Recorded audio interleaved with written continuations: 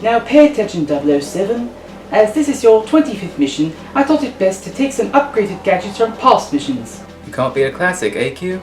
Quite so. Now, here is your grenade pen. Please don't repeat that tired cliché. I wouldn't think of it. Good. Here is your laser watch, your cell phone with the Q claw hidden inside, and let me show you your beautiful new car. And what's this? That is the coldest water thermos. It keeps cold water cold for 36 hours, and it's mine. You don't think field agents deserve a refreshment? You can get one yourself, 007. Just click the link in the description of this video. You do make more than me at this job, but there is that NR10 code you can use if you wish to be cheap. Well, thank you, Q. Anything else to show me? Yes, the top 7 video games in the 007 franchise. Let's begin at 7th place. Number 7, 007 Legends Wii U. I know it has its fair share of flaws, some annoying and some just hilarious, but 007 Legends is still a fun Bond game for its positives, especially compared to the other 007 games from the Daniel Craig era. Most games from that era feel like Call of Duty with 007 skins. Legends actually embraces the sci-fi elements of the older Bond films, and it should since, like this video, it too is a tribute to past Bond adventures. It's got the Moonraker laser, the laser watch, and a dart pen, so it has more gadgets than just a smartphone. And on the Wii U, the gamepad is well integrated into the single-player campaign.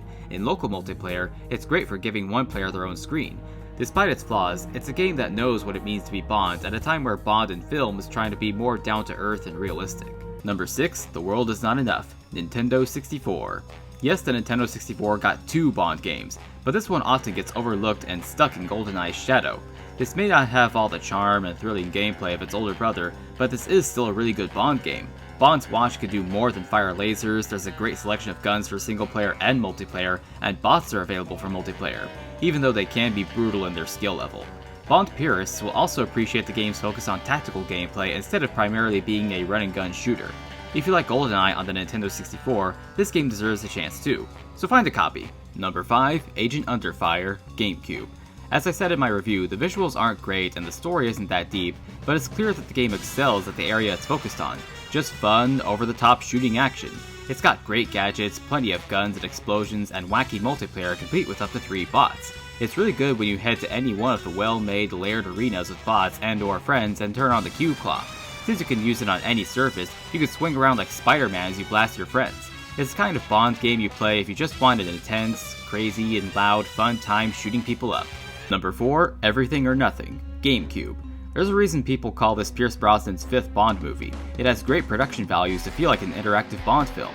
It has an original story that fits with the Pierce Brosnan era that's carried by talented actors like Judi Dench, Willem Dafoe, and of course Mr. Brosnan himself. It also has a good balance of the action that makes 007 007.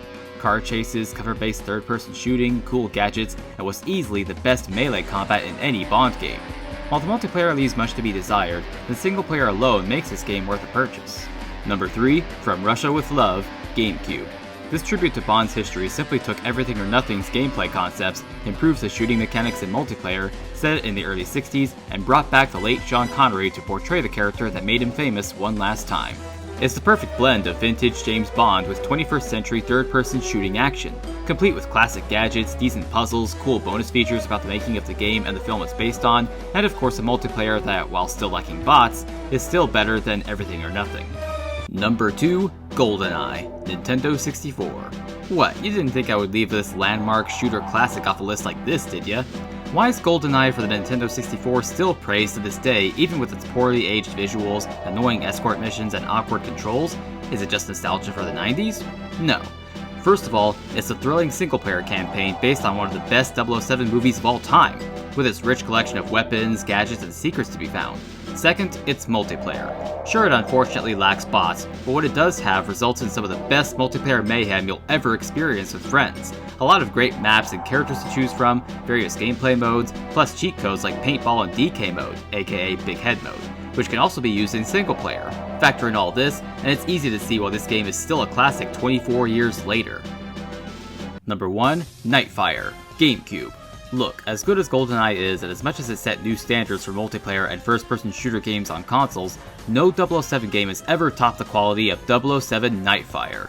It's got a great single player mode with a nice collection of mission types including stealth, straight up shooting, and vehicle chases. There's also a huge list of cool gadgets to use in single player, including the laser watch, so you really feel like Bond.